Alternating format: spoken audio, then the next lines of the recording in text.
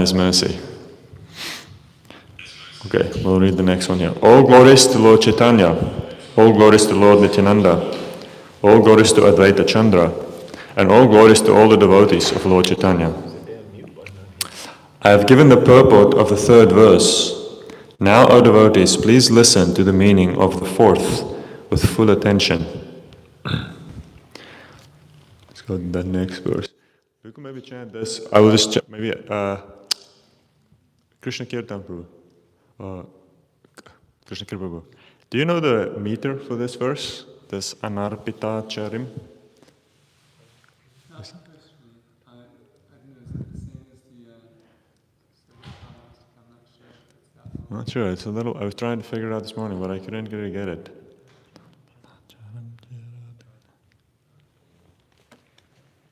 Not the bar? You want to chant it for us? I'll really be shooting in the dark, but if Okay. you want me to, I can try to Just shoot in the jar. You can just chant. We don't have to chant responsively. You can just chant it for us. Anarpita charim charat karon navatirna kalo samarpaitum unojvala rasam swa bhakti shriyam hari purata sundara dyuti kandamba sandipitaha sadahrideya kandare spurato vashachi dandanaha. Thank you. May the Supreme Lord, who is known as the son of Srimati Sachidevi, be transcendently situated in the innermost core of your heart. Resplendent with the radiance of molten gold, he has descended in the age of Kali by his causeless mercy to bestow what no incarnation has ever offered before, the most elevated mellow of devotional service, the mellow of conjugal love. Purport. This is a quotation from the Vidakta Madhava, a drama compiled and edited by Srila Rupa Goswami.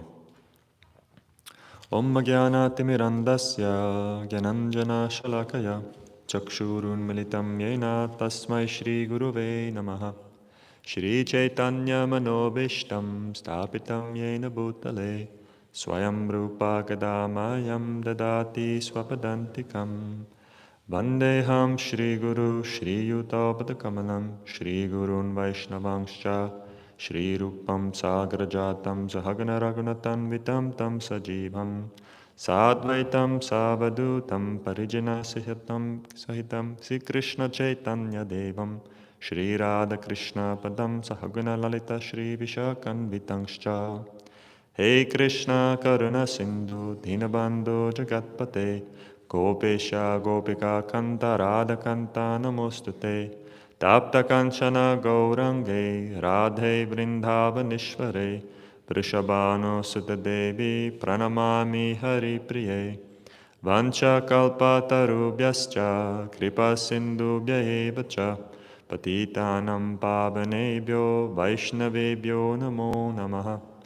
Jai Shri Krishna Chaitanya Prabhu Nityananda Shri Advaita Gadadhara Shrivasari Gaura Bhakta Vrinda. Hare Krishna Krishna Krishna Hare Hare Hare Rama Rama Rama Hare Hare. Okay.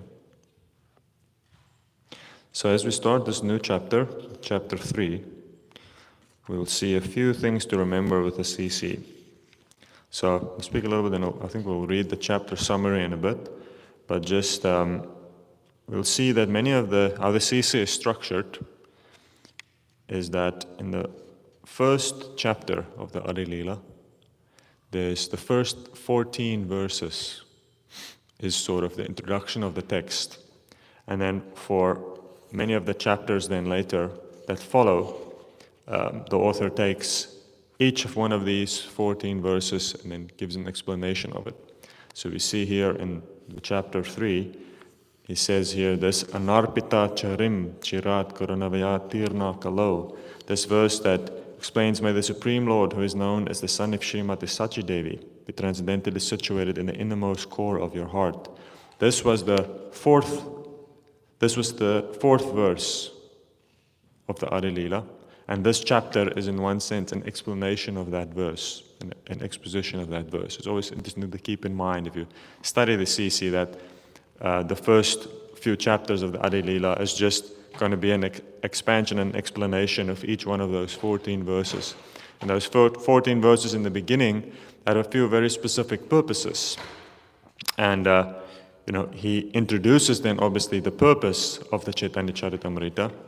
And also within those verses, he also explains, in one sense, the beginning of a spiritual text, one has to explain who is the deity, who is being worshipped, what is the goal of this text, who are we worshipping here, who are we aiming for here. So whenever the first 14 verses, there's a few things that one has to do in introduction of a text. And one of them is define the goal of the text.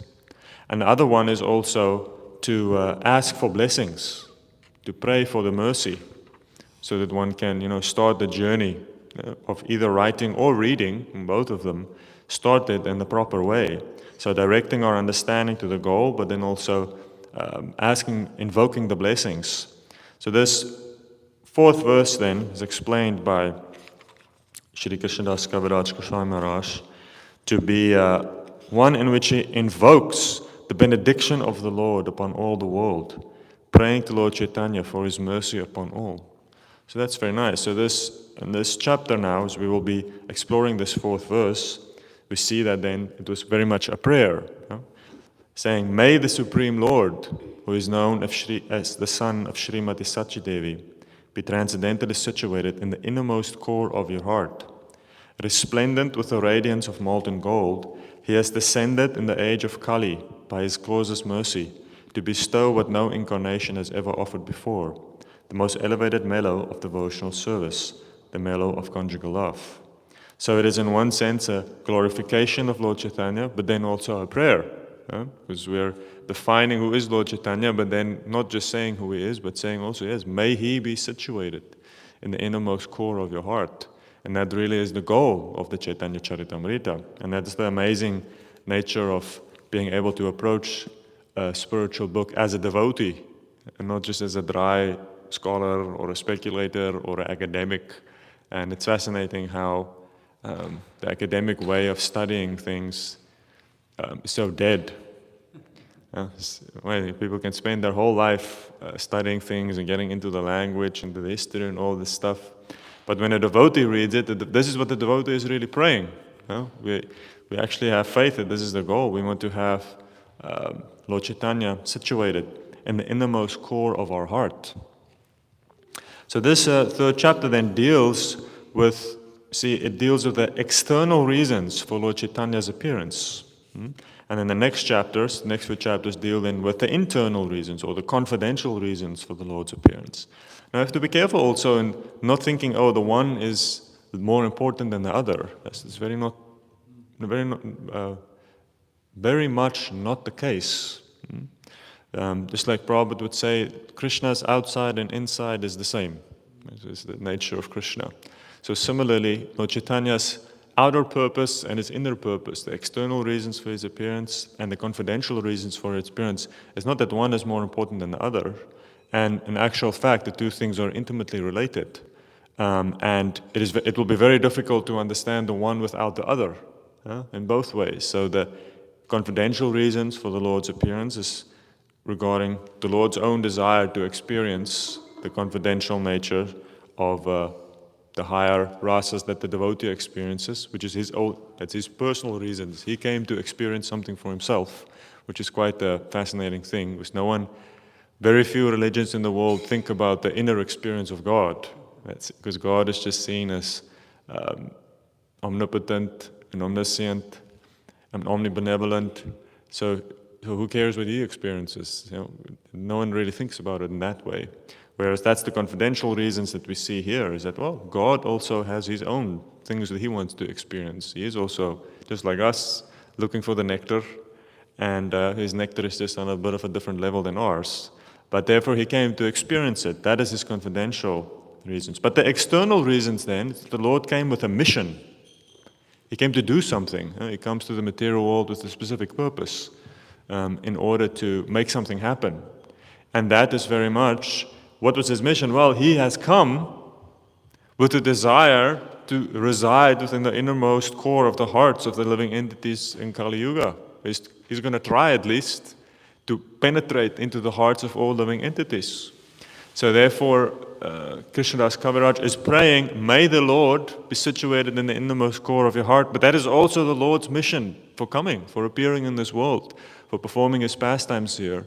Because when we speak about the Lord's mission, as we know in the Bhagavad Gita, paritranaya sadhanam vinashaya chadushkritam, the Lord comes to establish dharma and then also to eliminate the demons or elements of adharma.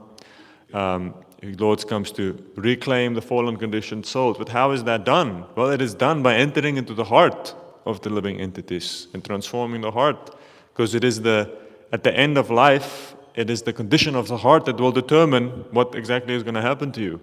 Are you going to take birth again? Are you going to go down, become an animal? Are you going to, take birth in America? Or are you going to go back to Godhead? It is very much the battle in this material world is very much the battleground of the heart. That's really what's happening. And so the Lord's external appearance then is to appear within this world and to transform the hearts of the living entities. And that is very important. And so when we say external, it doesn't mean less important or less significant or not the real reason. No, it's very much the real reason, because the two things are so much related. Because it is the Lord's desire that everybody experience the nectar of devotional service, which he himself then comes to experience and to share with everyone. So let us read a little bit. I just want to read the chapter summary here. It's always good to read that when we start a chapter, and just a page or so. In this chapter, the author has fully discussed the external reasons for the descent of Sri Chaitanya Mahaprabhu. The Supreme Personality of Godhead, Lord Shri Krishna, after displaying his pastimes as Lord Krishna, thought it wise to make his advent in the form of a devotee to explain personally the transcendental mellows of reciprocal service and love exchanged between himself and his servants, friends, parents, and fiancés. According to the Vedic literature, the foremost occupational duty for humanity in this age of Kali is Nam Sankirtan, or congregational chanting of the holy name of the Lord. The incarnation for this age especially preaches this process, but only Krishna himself can explain the confidential loving service performed in the four principal varieties of loving affairs between the Supreme Lord and his devotees. Lord Krishna therefore personally appeared with his plenary portions as Lord Chaitanya. As stated in this chapter, it was for this purpose that Lord Krishna appeared personally in Navadvip in the form of Sri Krishna Caitanya Mahaprabhu. Krishnadas Kaviraj has herein presented much authentic evidence from Srimad Bhagavatam and other scriptures to substantiate the identity of Lord Chaitanya with Krishna himself. He has described bodily symptoms in Lord Chaitanya that are visible only in the person of the Supreme Lord, and he has proved that Lord Chaitanya appeared with his personal associates, Sri Nityananda, Advaita, Gadadhara, Shrivas, and other devotees, to preach the special significance of chanting Hare Krishna. The appearance of Lord Chaitanya is both significant and confidential. He can be appreciated only by pure devotees and only through the process of devotional service. The Lord tried to conceal his identity as the Supreme Personality of Godhead by representing himself as a devotee, but his pure devotees could recognize him by his special features. The Vedas and Puranas foretell the appearance of Lord Chaitanya, but still he is sometimes called, significantly, the concealed descent of the Supreme Personality of Godhead. Advaita Acharya was a contemporary of Lord Chaitanya's father. He felt sorry for the condition of the world because even after Lord Krishna's appearance, no one had interest in devotional service to Krishna. This forgetfulness was so overwhelming that Advaita Prabhu was convinced that no one but Lord Krishna himself could enlighten people about devotional service to the Supreme Lord. Therefore, Advaita requested Lord Krishna to appear as Lord Chaitanya. Offering tulsi leaves and Ganges water, he cried for the Lord's appearance. The Lord, being satisfied by his pure devotees, descends to satisfy them. As such, being pleased by Advaita Acharya, Lord Chaitanya appeared.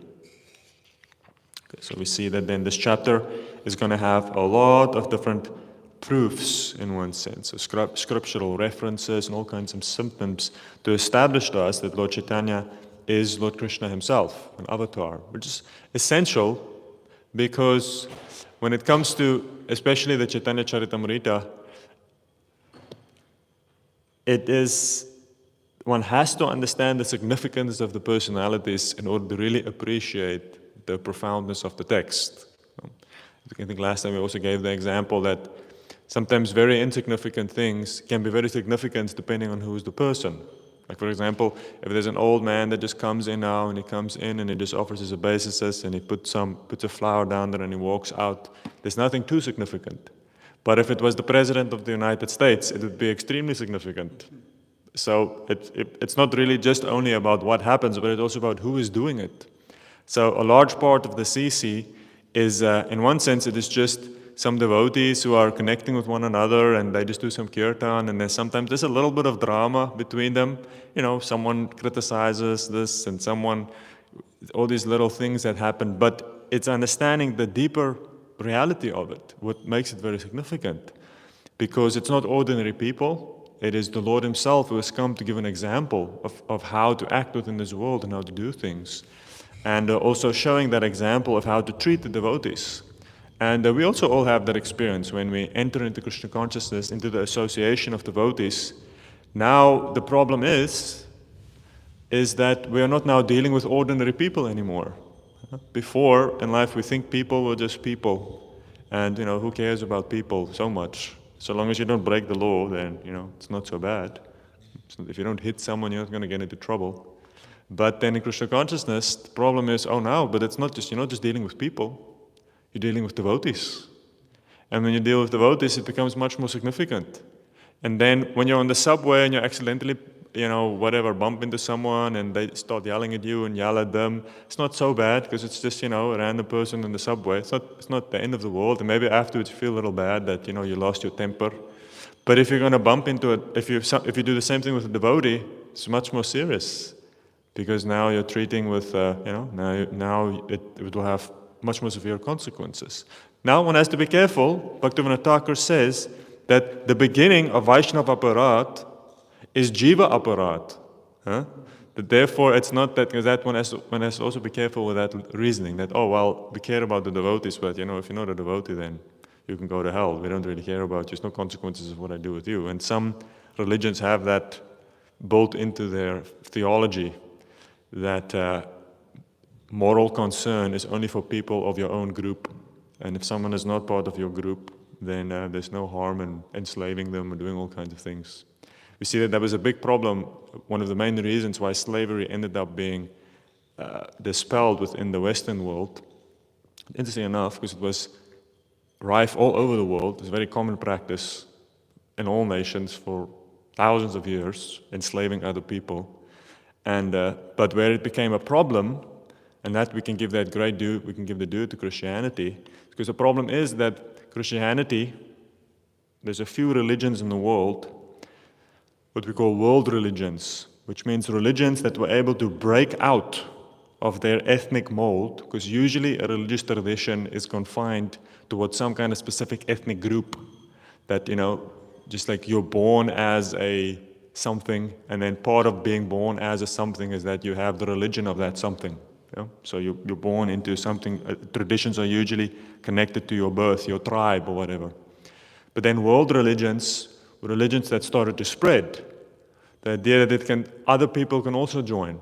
So, for example, Christianity, it's not just that, some people are born Christian. It's like, no, everybody has the potential to become a Christian, and therefore Christians preach. And the idea is they make other people also Christians. So we see that similarly with devotees, the same thing is there. We believe that to be a devotee is not a bodily thing. It's not that, some people are born devotees and some people are not. And if you're not lucky enough to be born as a devotee, then you can't really be a devotee. We say, no, the soul has the capacity to become a devotee. And therefore, every individual has some potential. So we see that in Christianity, that was also the belief. But the problem is that Christianity also spread within societies that had slavery. But the problem is that at some point the slaves started to also become Christians.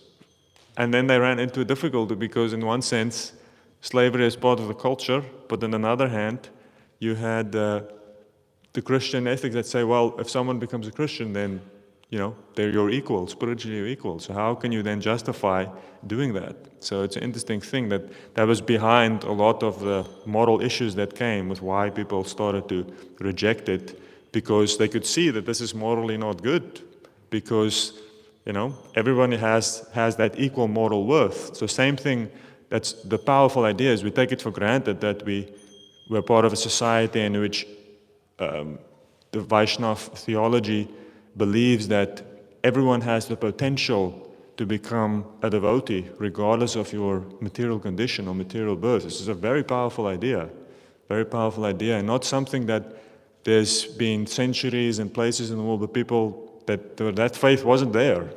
And if a society doesn't have that faith, things become very bleak. Things become very bleak because the soul has a lot of potential, regardless of where you take birth. It's possible to transcend so many material conditions, specifically in spiritual life. But it only works, usually, if there's a pure devotee who has faith in your ability to transcend your material conditions. So we saw that then when Prabhupada came to the Western world, that was the amazing nature of Prabhupada's, what Prabhupada was able to achieve. It's not just because Prabhupada had so much faith in Krishna, it's also because Prabhupada had faith that people could actually change. He had faith that people could actually do this. That's why he was willing to invest so much of his time and energy into doing this. And we saw that when Prabhupada's godbrothers first went to England, they tried to preach, but then at the end they said, no, it's impossible. The people here, they cannot listen long enough to get the philosophy. They will never be able to understand the philosophy because they're too impatient. If you can't explain to them something in 15, 20 minutes, they start losing their attention. They're not used to just sitting and listening for hours and hours just on scripture. But Prabhupada had faith, no. Prabhupada had faith that if he would come and if people just hear the holy name, he had faith that will actually change their hearts.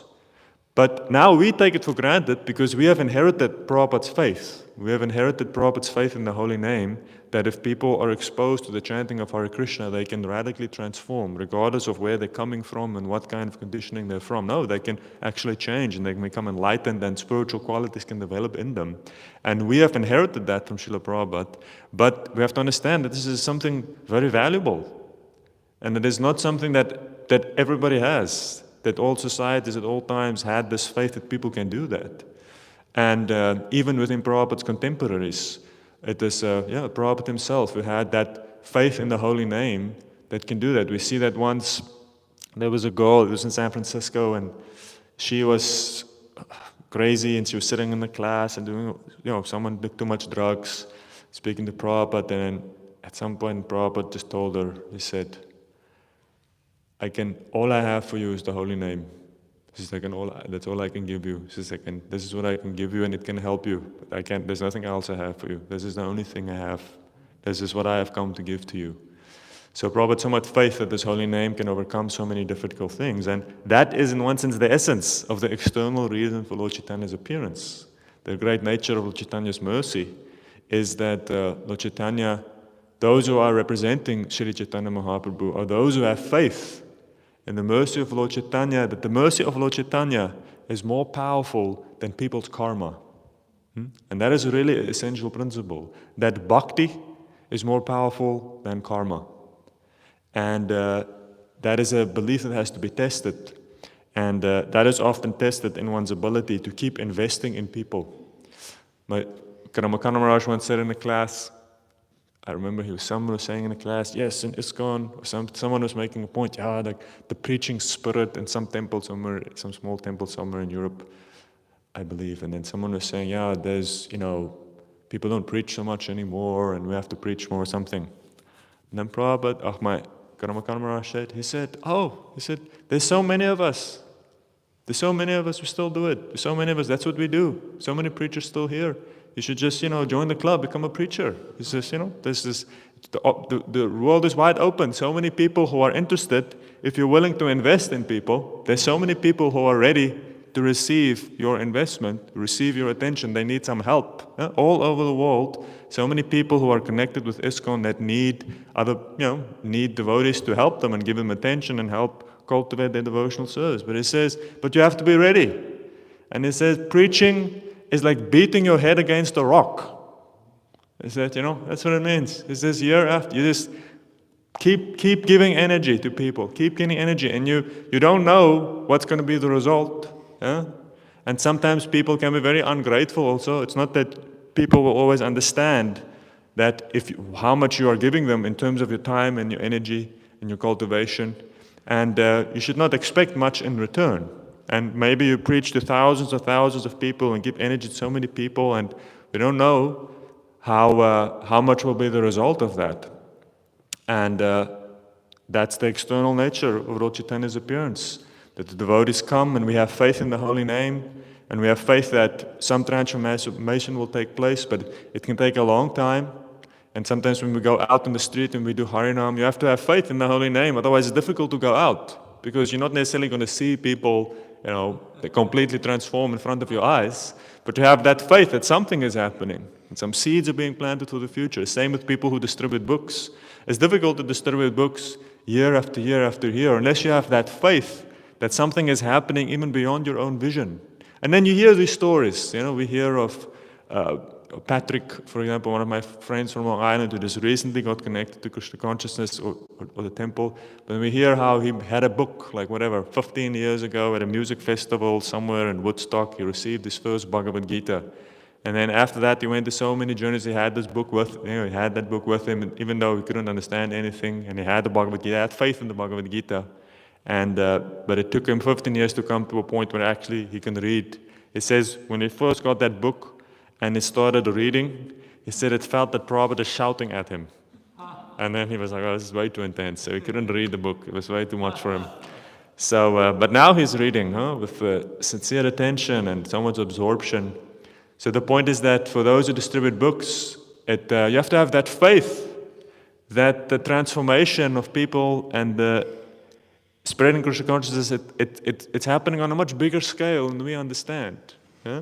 And similarly, that mercy of Lord Chaitanya, even in our own life, is also happening like that. It's not just in terms of extending ourselves to other people, but how we ourselves, within our own practices, because now at a certain point, we cross the threshold. And that's what initiation means. Initiation is interesting because for us who come from outside, we come and initiation seems like this huge step, and it is a huge step. It's a huge step, but it's like this radical transformation. Wow, I'm going to make these vows, these lifelong vows, and get a name, and it seems like almost for a large part in the beginning, it's like, wow, if I can just do this, that would be almost like achieving enlightenment. It's like, such a big goal. But then it's interesting because even the name says it all, initiation. What is it? Initiate? Initiate means you just start something. It is just the beginning. It is just the initiation into the path. So it is a huge success because it might take billions of lives to come to this point to do this, but you have come to the point of starting. I had that similar experience when I received my green card. It was this big thing where we're like, oh my, it's this huge thing, immigration and whatever. And then once you receive the green card, you're like, wow, I have the green card. But the green card, it doesn't guarantee anything. It just gives you the opportunity to stay in America or to work. But it's not like you get a job and you get money. You just get the opportunity. That's basically all that it is. It doesn't guarantee anything. And you look on the streets, so many homeless people who are citizens of the United States. It doesn't mean that, getting the right to work and live in America doesn't guarantee that you're going to have a happy or successful lifestyle, because there's so many citizens of the USA who even though we respect them, but do not necessarily think that they are living lives that, are exemplary in terms of happiness and prosperity. So similarly with initiation, initiation, we can say the same thing. Many people who might be initiated, but then they're also not necessarily living lives they not necessarily mean that they are practicing at a level that one wants to emulate. So sometimes also initiation just means you get the opportunity. That's all it means. It means you take the opportunity. Huge step, immense step, but it is just a step. It is the beginning of a journey that can also be very long. And we see that then the external mission, the external purpose of Lord Chaitanya's appearance is then very much that, to help people at these various steps of the way.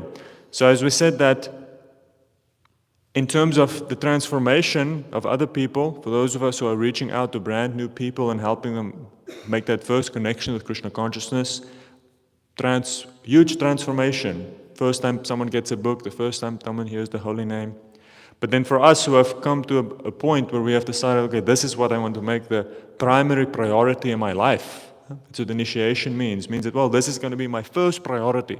Does it mean even later in life you might get married, get children, do so many different things, but still, your Krishna consciousness must stay your first priority. Like everything else has to be organized around this priority. And you'll see that when you're living outside and you have a work, to chant your 16 rounds means a lot of stuff has to be adjusted to be able to continue this. And it's amazing, but it has to be the first priority. And then for us also, then we commit and we chant these rounds and we read these books and have these practices. But the same thing is happening in our life.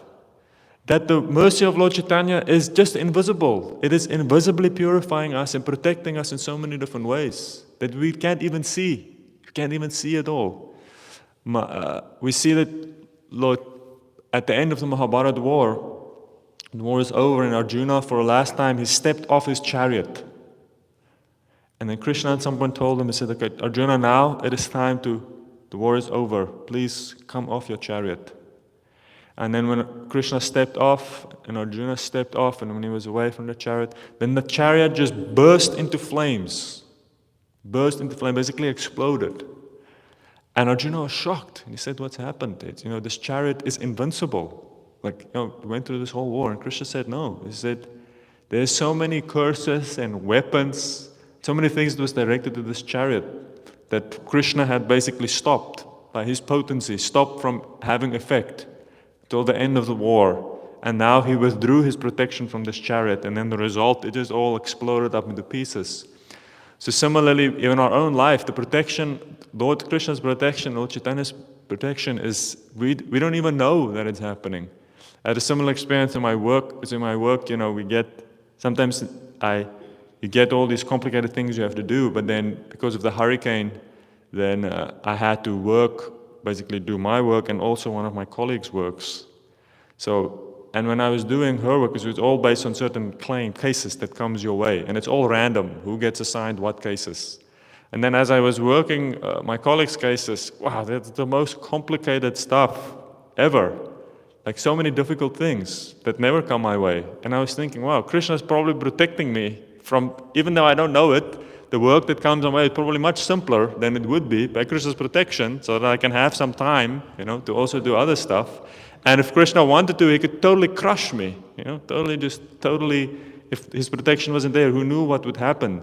So in so many ways, we go through life and we don't even realize what is happening. We don't even realize how Krishna is steering us and protecting us and putting us in contact with the right people at the right time. And we sometimes have that experience when we're maybe experiencing a challenging time in our spiritual life, that the right devotee just comes at the right time and reaches out to us and lifts us up. And in this way, Lord Chaitanya is personally involved in our lives and personally trying to help us take that steps. But at the end, it is, as Prabhupada says, that God helps those who help themselves. So our own endeavor and our own commitment and our acting ourselves according to what we know that we should be doing is essential. It's just like money. Like if you get money, you have to invest it wisely, otherwise the money can disappear. So similarly, Lord Chaitanya's mercy, it comes in the form of transcendental knowledge that comes our way. And we have some knowledge that we receive, but then we have to act on that knowledge, act on those principles, act on those values, do what we know within that are conscious. Now we understand what is the truth, we understand what we should be doing. And the more we can abide by that and struggle to line our lives up with those desires, the more of Krishna's inspiration we will receive, the more knowledge we will get. So we have to honor also what we have received. And that's that interplay between Krishna and the devotee, that God is helping and He is pulling, but the devotee also has to come and take his initiative and act according to Krishna that is dictating within the heart, and being willing to step up and do what he knows needs to be done. And it is a fight, but that is the fight of the material world, that as we are fighting or trying our best to get closer to Krishna. So we'll read now about the external reasons for Lord Chaitanya's appearance. We'll read a lot about the avatar tattva and how in various scriptures that Lord Chaitanya is predicted in the various symptoms of Lord Chaitanya, to confirm that yes, he is Krishna that has appeared within this world, and then for a very specific mission. And that mission is to spread the Yuga Dharma. That mission is to purify the living entities by spreading the Yuga Dharma. And a very essential chapter for us, and specifically for those of us who are so much connected with the mission of Lord Chaitanya. It's always important to understand, because that's really what the International Society for Krishna Consciousness is about. It is an institution that is aligned with the mission and the purpose of Lord Chaitanya. And it's always important for us to reconnect with that again and again, because we always have to know, what am I doing here? What am I doing with my life? And that purpose is essential. So the more deeper we can be absorbed in Lord Chaitanya and making that connection with him and his mission, the more clear it will be what we are doing. Always keeping in mind, what is it that we are trying to achieve here? And especially for us who are working with so many people at the front line of the mission of Krishna consciousness, especially the devotees here who are going out every day. You are where the rubber meets the road, where the mission of Lord Chaitanya meets the public. So a very amazing place to be, so much mercy that can be received there, but also a lot of pressure. And so the more deeper we can be absorbed in this, the more spiritual potency we will have to be connected with that mercy of Lord Chaitanya and be able to really be proper conduits for it. So this chapter is going to be a nice read in that. I want to just quickly, 2 minutes, because I was supposed to read up until verse 10. So I just want to read up until there so we don't mess up the schedule. Okay. Lord Krishna, the son of Raj, the son of the king of Raj, is the supreme Lord. He eternally enjoys transcendental pastimes in his eternal abode, Goloka, which includes Vrajdham. Purport. In the previous chapter, it has been established that Krishna is the Supreme Personality of Godhead with 6 opulences. He eternally enjoys transcendentally variegated opulences on his planet, which is known as Goloka. The eternal pastimes of the Lord in the spiritual planet Krishna Loka are called aprakat, or unmanifested pastimes, because they are beyond the purview of the conditioned souls. Lord Krishna is always present everywhere, but when he is not present before our eyes, he is said to be aprakat, or unmanifested. Verse 6. Once in a day of Brahma, he descends to this world to manifest his transcendental pastimes. We know that there are 4 ages, namely Satya, Treta, Dvapara, and Kali. These 4 together constitute one Divya Yuga. 71 Divya Yugas constitute one Manvantar. There are 14 Manvantars in one day of Brahma. Purport. A Manvantar is the period controlled by one Manu. The reign of 14 Manus equals the length of one day in the life of Brahma, and the night of Brahma is of the same duration. These calculations are given in the authentic astronomy book known as Surya Siddhanta. A Bengali translation of this book was compiled by the great professor of astronomy and mathematics, Bimal Prasad Datta, later known as Bhaktisiddhanta Saraswati Goswami, who was our merciful spiritual master. He was honored with the title Siddhanta Saraswati for translating the Surya Siddhanta, and the title Goswami Maharaj was added when he accepted sannyas, the renounced order of life. Text 9. The present Manu, who is the 7th, is called Vaivasvata. 27 Divya Yugas of his age have now passed. Purport. The names of the 14 Manus are Swayambhuva, Swarochisa, Uttama, Tamasa, Raivata, Chakshusa, Vaivasvata, Savarni, Daksha Savarni, Brahma Savarni, Dharma Savarni, Rudraputra, Raucha or Deva Savarni, and Bhautyaka or Indra Savarni. Text 10. At the end of the Dvapara Yuga of the 28th Divya Yuga, Lord Krishna appears on earth with the full paraphernalia of his eternal Vrajdham.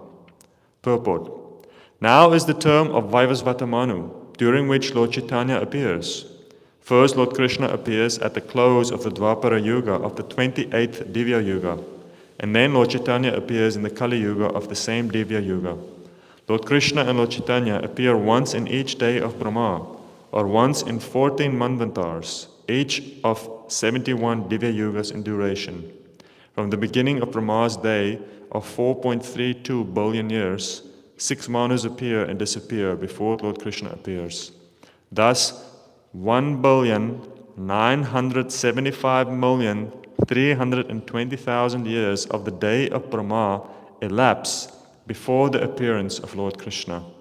This is an astronomical calculation according to solar years.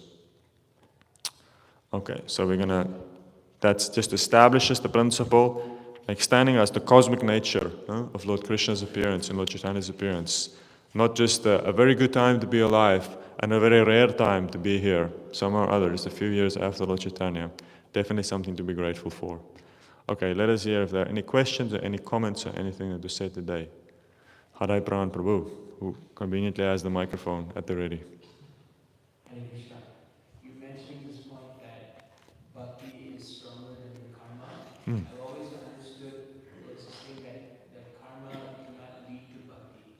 In the sense that if you're born in the right family, if you're born in a certain circumstance, then that doesn't necessarily lead to bhakti, because bhakti comes from the devotees.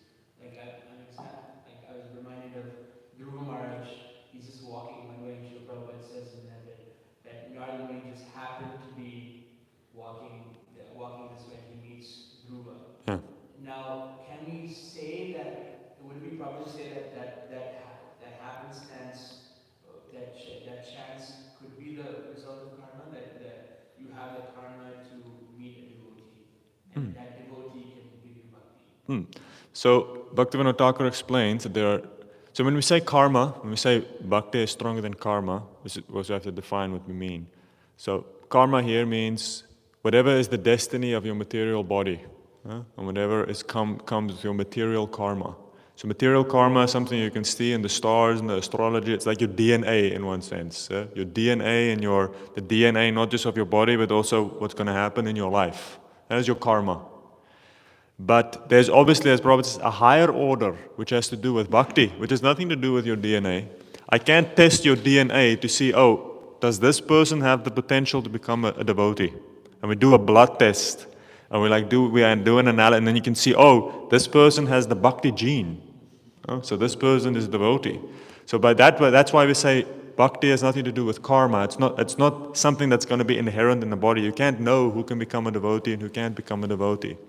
But there is obviously still an element of destiny, and there's also naturally an element, like you're saying, karmi for bhakti, meaning some destiny because we understand also that it has to be there, because otherwise how can our spiritual advancement carry over into our next life? So we see that Krishna explains, yes, if you try to pursue spiritual life and you don't attain success in this life, in the next life you will take born either in a family of great devotees or in a very pious, wealthy family. And Prabhupada said, such a person, he is automatically attracted to the principles of spiritual life, even not by the rules and regulations, in his heart. So yes, there is naturally an element. So Bhaktivinoda Thakur explains that there's different kinds of fruits of karma. There is karma unmukhi, sukriti, which is the pious activities that lead to positive results, that lead to good karma, which is defined as beauty, wealth, intelligence, and high parentage, nobility. So that is karma unmukhi sukriti. Then you get jnana unmukhi sukriti, which is the kind of activities that you can do that will lead to renunciation or detachment. So many people, they're born and they're very detached by nature. They are not, into material life and enjoyment because they've cultivated that in their last life. And then there is bhakti unmukhi sukriti, which is something different, which is the sukriti or the activities that will push you forward in spiritual life.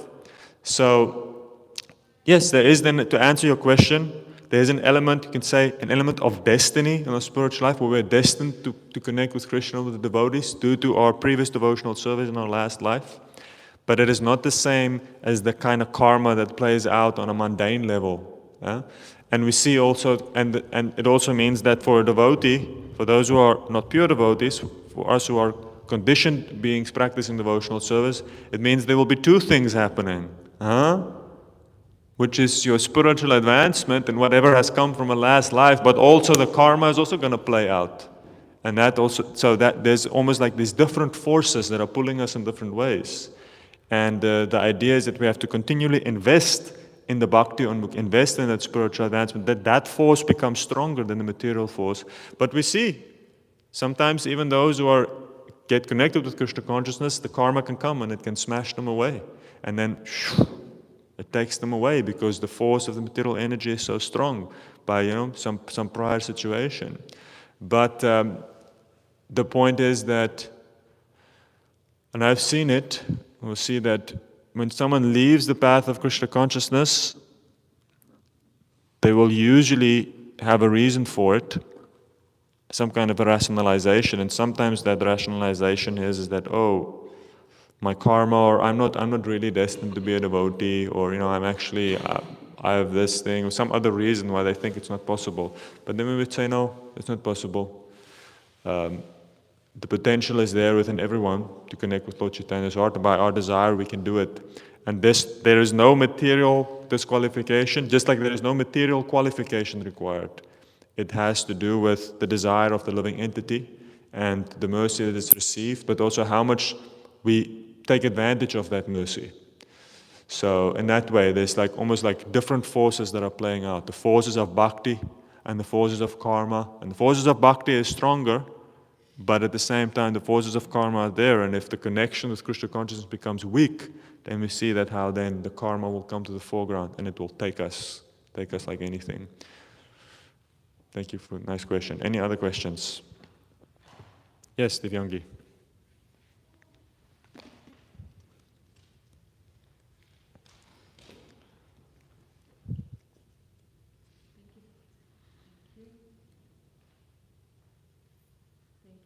I think maybe it's dead.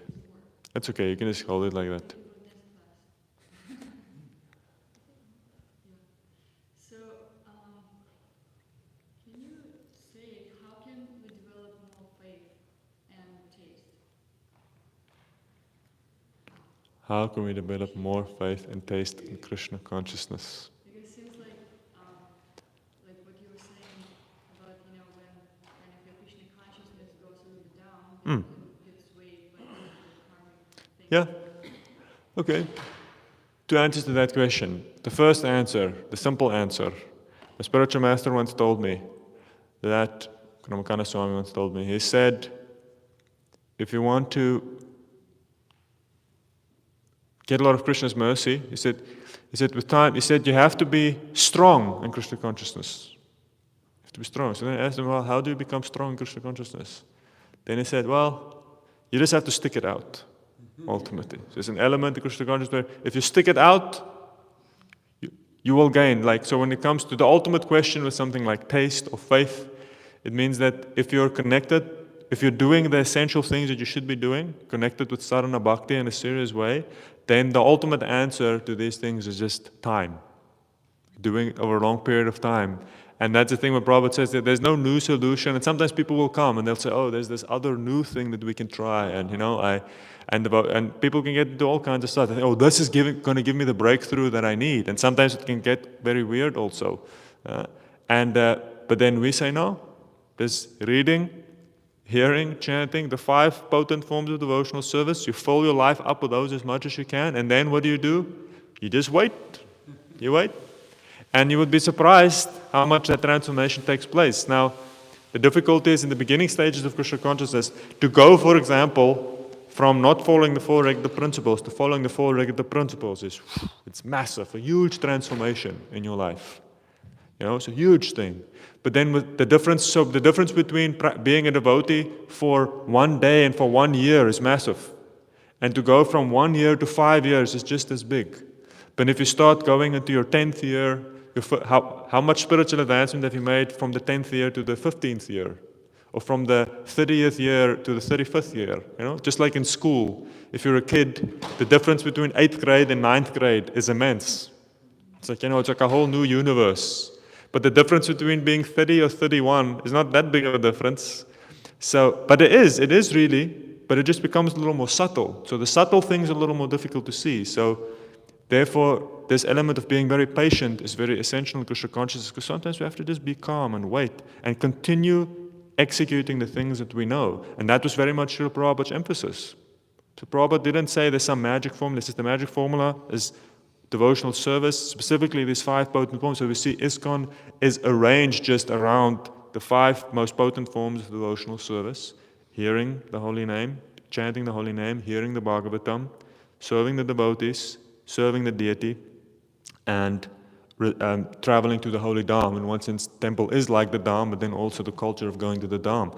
And we just do these things as much as we can. You arrange your life to prioritize these things, and then we say that with time we'll have the success. So that's the larger big picture, and therefore Rupa Goswami also says patience. Patience is one of the first things, very favorable for Krishna consciousness, for really developing devotional service. One has to sometimes wait a bit, because a lot of the things we have and the breakthroughs that we have also come through life. So life also teaches us a lot of stuff. But just like it has to be understood, life in combination with a serious spiritual practice gives you a lot of realizations. It's not that life just many people outside, they also get, undergo so many things, but it doesn't necessarily mean they make spiritual advancement. But when you go through life and you are connected with Krishna consciousness, then life purifies us a lot as we go through these various challenges in life. So time is very important. But then, on a more shorter scale, we see that then, we see that when Prabhupada was guiding people, writing letters, Prabhupada had that element where he would speak about health, sadhana, service. Caitanya-caritāmṛta also has this element. He tells the story of the 3 balls. You're juggling 3 balls. The mission, your personal well-being, and your absorption in Krishna consciousness, which is exactly the same as health, sadhana, service. So we saw that when Prabhupada was counseling people individually, like, okay, not just some long answer, just wait for the next 20 years, it'll be fine. Okay, well, what am I doing today? What am I doing tomorrow? Then it came down to, well, you have to start cultivating a life in which you take care of the essential things. So taking care of your health, and we saw Prabhupada wrote so many letters. You see how Prabhupada would guide people. They would write Prabhupada letters, they have this health complaint. Prabhupada gives so many wonderful advice. People struggling with digestive issues or whatever, and he would give them so many practical things. And he would tell people, so your health, and then your sadhana to be absorbed, and then your service. These are your 3 big priorities, and you have to somehow learn how to navigate these 3 things, and you have to see that they all need attention. If you don't give any attention to health, you're going to go down. If you don't give any attention to your sadhana, your absorption will become weak. And if you don't give any attention to your service, then your service will also become weak. The mercy will dry up, and you will become disconnected. So that was Prabhupada's practical advice on a day-to-day basis, is to invest in these 3 things. And with time, we need to develop these things. We need to learn. If you speak to older devotees, people who've been around, like if you're going to ask Krishna Kripa Prabhu, he might not tell you, but if you ask him, he will give you a whole list of how he stays healthy. Because that's, he's been survived in the temple for so many years. And every devotee who has been in ISKCON, lived in a temple for a long time, they all have a program that they figured out. Like they've figured out some kind of a health program. I'm sure Aditya can also tell a lot of stories of how staying healthy in India, it's not so simple, So I'm sure she has a little list there somewhere, she knows what she needs to do, because otherwise you're not going to make it. So Caitanya-caritāmṛta also, when you travel with him, he had like all kinds of little tricks and tips, like all little things that he's learned over the years of how to stay healthy. You've got to develop a program, otherwise you're not going to make it. So same thing with your sadhana, your service. So these things we also have to develop, and then we become stronger, and then because each of them, they have to give us different things. So from health, you get some vitality, so that you can deal with the demands of your life. You have to invest in that, so you put time and energy into it, and then what you get out of it is some strength and some energy. And we see that Srila Prabhupada, the most busiest person ever, but every day he sat down for 1 hour and got a massage. If you think about that, like if you think about how tight he was with sleep, for example, with so many different things, but eating prasadam and having his massage was like, he invested in that because he knew that at the end it's a worthwhile investment. It takes an hour of his day, but from it he's going to get so much more time and energy, because he says that's what kept him healthy. So, and then same thing with absorption. You have to, the Bhagavatam class is essential, but that cannot be your only sadhana. You have to learn how do you going to get absorbed, and then it gets differentiated. Some devotees are really into slokas.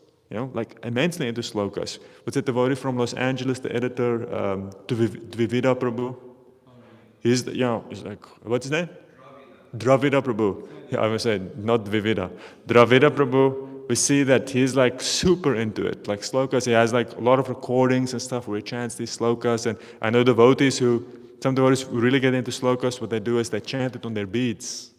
Like you take a sloka and you chant a whole round, where you chant the sloka. That's how they memorize it, just by intense repetition.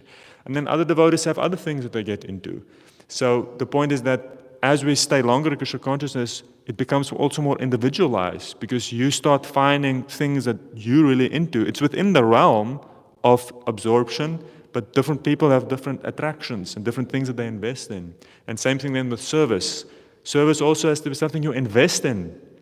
Because service, in the beginning, we can wash pots and do many initial things, but with time, you want more and more responsibility. That makes the service more and more expansive. More and more of your personality and your life can go into it. If you're just doing a small service, you can put a lot of energy into it, but with time, the service has to grow.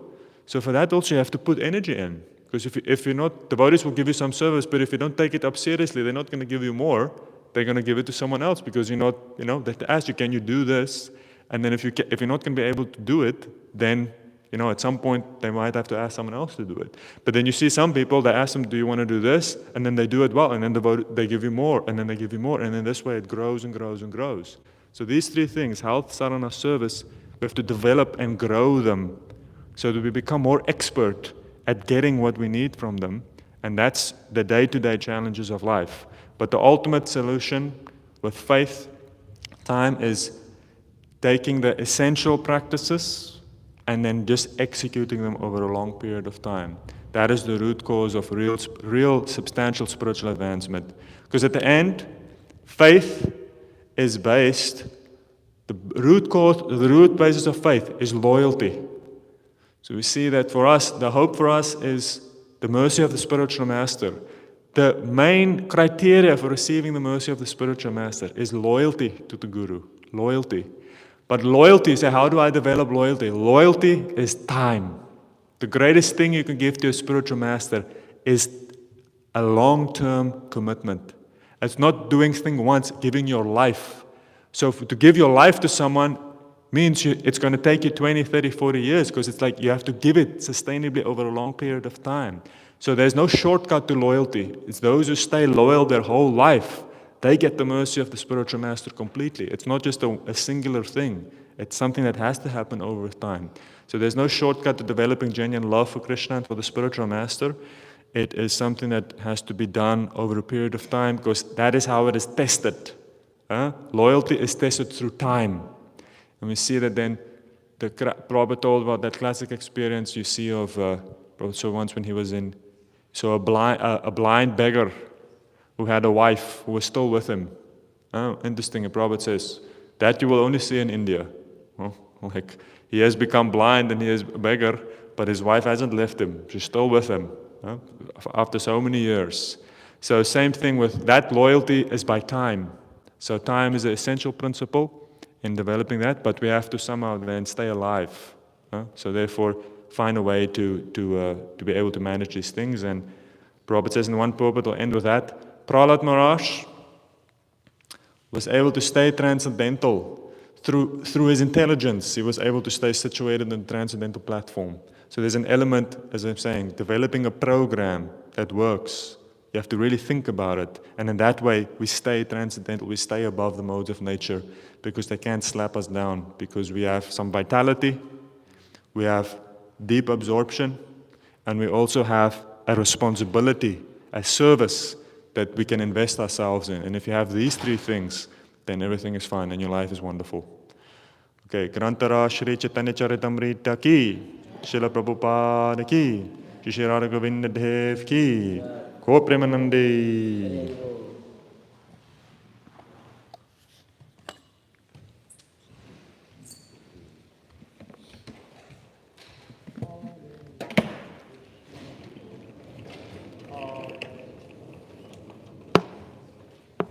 Krishna